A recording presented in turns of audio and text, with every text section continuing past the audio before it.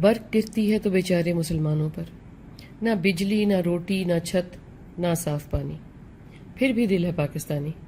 اور کیوں نہ ہو، ہمارے باپ دادا کے خون سے حاصل ہوا ہے جگر کا ٹکڑا، یہ جان من سی زمین، اس کی ہم تو پیداوار ہیں، یہی زندگی کے لیے ہاتھ پاؤں ماریں گے، اسی کی مٹی نصیب ہو، اللہ کرے آمین۔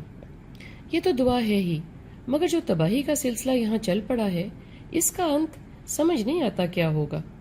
آزمائش کہاں تک چلے گی معلوم ہی نہیں پڑتا، اور ناحق جو خون بہہ رہا ہے، انسان کا، انسانیت کا، اخلاق کا، روایات کا، اقدار کا، اس کا کیا؟ کس کس کا ذکر ہو یہاں؟ شاید چپ ہی بہتر ہے تو، مگر کب تک؟ کبھی تو کسی کا لہو کھولنا چاہیے نا۔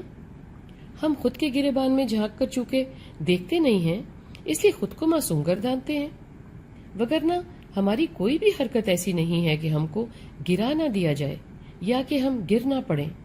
ہماری حرکات و سکنات ہی اس قدر گری ہوئی ہوتی ہیں کہ وہ مالک خالق ہی ہے جو درگزر کیے ہوئے ہے۔ معافی کے باوجود بھی اکثر اوقات پکڑ کرنی پڑ جاتی ہے، وہ بھی کیا کرے؟ نافرمانی کی کوئی انتہا بھی ہوتی ہے؟ ہماری مسلمان ہوتے بھی کوئی انتہا نہیں ہے، پھر بھی وہ رسی کو ڈھیل دیے ہوئے ہے، معاف کیے ہوئے ہے، تو ہی میں ہوں۔ اس کا شکر ہے، زبان سے تو کہتا ہوں مگر محسوس کوئی نہیں کرتا میں۔ جو شکر کرتا ہے وہ احسان تلے دبا بھی ہے اور شرم بھی کرتا ہے، مگر جب میں ڈرتا ہی نہیں تو کیا شکر؟ ایک لفظ ہوا نا، تبھی آزمائش کڑی سے کڑی ہوئی جاتی ہے۔ اب تو یوں ہے، لگتا ہے ایک میں سے نکل نہیں پاتا، اگلی پہلے آئی کھڑی ہوتی ہے۔ وہ تو رحمان ہے، رحیم ہے، مگر سب سے پہلے منصف ہے، عادل ہے۔ وہ جو ہدایت پر ہیں اور ایک جو میں، سب کا ایک ہی حشر کرے تو مالک کیا ہوا؟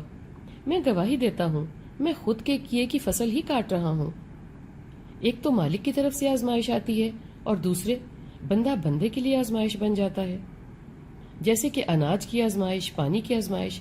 اللہ نے فصل بھی خوب دی، اس لیے کہ اگانے والے، بازار لے جانے والے اور خریدنے والے عوام الناس سب کا حق ہے، اللہ کسی کا حق نہیں رکھتا، اور بندہ بندے کا سارا حق مار جاتا ہے، کم آمدنی والا کہاں جائے؟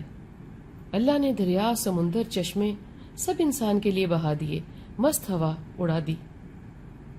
انسان نے ایسا گند ڈالا کہ صاف پانی بھی خرید کے پینا پڑتا ہے اور پیاس بجھانی پڑتی ہے۔ عام انسان، عام شخص کیا کرے، کہاں مرے؟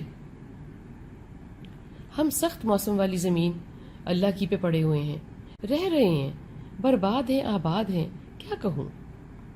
کیا بتائیں کس کس بات کا رونا رہے اور کس کے آگے؟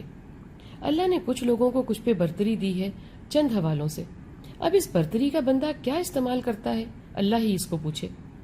ہم تو ترس کے ترس گئے ہیں، مر کے مر گئے ہیں۔